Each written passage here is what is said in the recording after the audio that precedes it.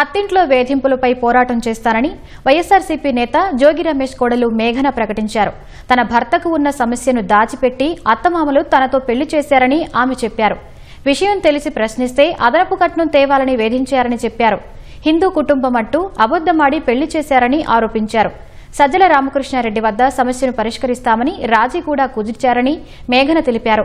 భర్త సమస్యతో పాటు అత్తింటి వారి వేధింపులతో తన జీవితం నాశనమైందన్న మేఘన తనకు న్యాయం చేయాలని అభ్యర్థించారు. ఎందుకు చేస్తారండి? హ్యాపీగా ఉండాలి వాళ్ళ అమ్మాయి అబ్బాయి అని చెప్పి పెళ్లి చేస్తారు. జోగి రమేష్ గారు చేసిన ఉద్దేశం రాంగ్. ఫస్ట్ థింగ్, ఇది ఉండే పెళ్లి కాదు అని చెప్పి అతని కొడుకుకి ఉన్న ప్రాబ్లము ముందే అతనికి తెలిసే, ఖచ్చితంగా వాళ్ళ కుటుంబం మొత్తానికి తెలిసే నాకు ఈ పెళ్లి చేశారు. ప్రెస్ మీట్లో ఒక విషయం చెప్పాడనమాట. మా ఇద్దరి మధ్యలో మనస్పర్ధలు, గొడవలు రావడం వల్ల డిస్టర్బెన్సెస్ వచ్చి వాళ్ళు ఏదో విడిపోతున్నారు, బట్ ఇప్పుడు కూడా కలిసి ఉండాలని అనుకుంటున్నాను అంటున్నాడు. అసలు మా ఇద్దరి మధ్యలో ఏం గొడవలు వచ్చాయి? పెళ్ళయి ఎన్నో ఆశలతో అడుగుపెట్టాను. ఫస్ట్ తగిలిన షాక్ ఏంటి? రాజీవ్కి. అసలు ఉన్న ప్రాబ్లం ఏంటి? మాకైన గొడవలు ఏంటి?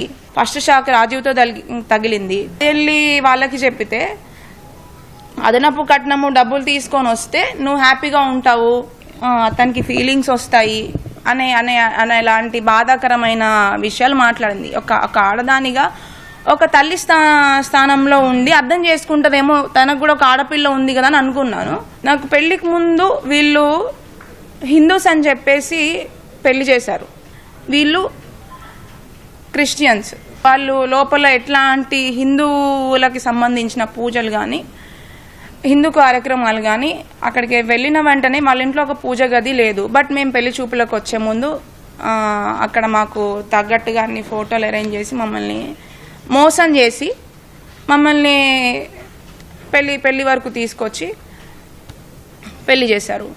నేను క్రిస్టియానిటీ ఫాలో అవటం అనేది నేను తప్పుగా పరిగణించట్లేదండి. ఎవరి దేవుడిని వాళ్ళు రెస్పెక్ట్ చేస్తారు. బట్ చెప్పకుండా పెళ్లి చేసి మోసం చేసిందే కాక బలవంతం చేయడం అనేది ఇంకొక తప్పు. వాళ్ళని బతిలాడుకోగా నాకు ఒక 3rd ఫ్లోర్లో ఒక పూజ గది పెట్టారు. దాంట్లో కనీసం నేను అగరబత్తులు వెలిగించి గంట కొట్టాలన్నా కూడా చాలా భయపడేదాన్ని. ఎందుకంటే ఆమె ఆ టైంలో చేసిన నాకు ఆ వ్యాఖ్యల వల్ల ఫస్ట్ నాకు పూజ చేయాలన్నా కూడా దాంట్లో భయమేది. అసలు మీ దేవుళ్ళు కూడా దేవుళ్ళేనా? అసలు ఇద్దరు అంటే నాకు శివుడు అంటే చాలా ఇష్టం అనమాట. ఎప్పటి నుంచో ఇద్దరు వైఫ్లు ఉంటారు, ఇద్దరు పిల్లలు ఉంటారు. వాళ్ళకు కూడా అన్ని మనుషుల్లాగానే అన్నీ ఉన్నాయి. అసలు వాళ్ళ దేవుళ్ళు ఎట్లా అవుతారమ్మా? ఇప్పుడు నువ్వు పూజ చేసావు, ప్రసాదం పెడితే దేవుడు తినేస్తాడా అని చెప్పి ఇట్లాంటి మాటలు మాట్లాడడం కూడా చాలా తప్పు. జోగి రమేష్ గారు చూపించినట్టుగా ఒక వీడియో అయితే చూపించారు. ఏంటంటే వసంత కృష్ణ ప్రసాద్ గారింటికి వాళ్ళు వెళ్ళారని చెప్పి అది దొంగచాటుగా వీడియోలు తీసుకొని దాన్ని ప్లే చేయాల్సిన అవసరం లేదు. ఎందుకంటే నన్ను అడిగితే నేనే చెప్పేదాన్ని, నువ్వు వెళ్ళావా అమ్మా అని. అంటే అవును వెళ్ళాననే చెప్తాను. న్యాయం కోసం వెళ్ళాను. ఆయన న్యాయం చేసి ఉంటే, ఆయనే సెట్ చేసి ఉంటే కరెక్ట్గా, అన్యాయం చేయకుండా నాకు నేను ఎందుకు వెళ్తాను? వసంత కృష్ణ ప్రసాద్ గారి దగ్గరికి వెళ్ళాను. దానికి ముందు కూడా ఇంకొకసారి వెళ్ళాను. ఎందుకంటే నాకు న్యాయం చేయాలి, నాకు న్యాయం కావాలి, నాకు అన్యాయం జరిగింది అని చెప్పి ఆ ప్లేస్లో వసంత కృష్ణ ప్రసాద్ కాకపోతే లోకల్గా ఆ ప్లేస్లో ఎవరు ఉంటారో వాళ్ళ దగ్గరికి వెళ్తాను. ఇట్లా నువ్వు ఫైట్ చేయాలి అనుకుంటే ఖచ్చితంగా ఇది చాలా టైం టేకింగ్ ప్రాసెస్.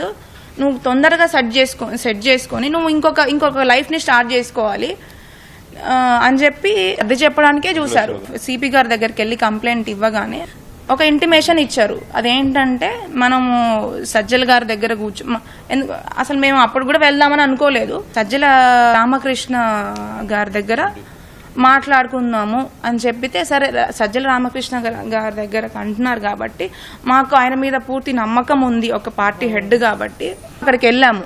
వాళ్ళు చెప్పినట్టే సజ్జల గారి దగ్గర వెల్లంపల్లి శ్రీనివాస్ గారు ఉన్నారు, అండ్ జోగి రమేష్ గారు, వాళ్ళ కుటుంబ సభ్యులు, వాళ్ళ లాయర్ గారు, వాళ్ళందరూ కూడా తీసుకొని వచ్చి సజ్జల గారి దగ్గర కూర్చోబెట్టడం జరిగింది. మేము మాట్లాడాము. అక్కడ కూడా సజ్జల గారు లేదమ్మా నువ్వు ఆడపిల్లవు కదా, మళ్ళీ కోర్టులు ఈ కేసులన్నీ వెళ్తే నీకేమొస్తుంది, అంత టైం టేకింగ్ ప్రాసెస్ అదంతా కూడా. నేను ఉన్నానమ్మా, నీకు ఖచ్చితంగా న్యాయం జరుగుతుంది అని చెప్పేసి అక్కడ మాట్లాడడం జరిగింది. ఒక రోజు జగన్ గారి ఆఫీస్ దగ్గర కూడా వెళ్ళడం జరిగింది నేను. అక్కడికి వెళ్ళిన తర్వాత మాకు న్యాయం జరగట్లేదు సజ్జల్ గారి దగ్గర అని చెప్పేసి. బట్ మేము కలవలేకపోయాము. అక్కడ కూడా వెళ్ళేసి మాకు ఇట్లా అన్యాయం జరిగింది అని చెప్పేసి చెప్పుకుందాం అనుకుని మాకు ఆ ఛాన్స్ రాలేదు. 24 జూలై 2026 ఇబ్రహీంపట్నం పోలీస్ స్టేషన్లో ఎఫ్ఐఆర్ ఫైల్ చేయడం జరిగింది.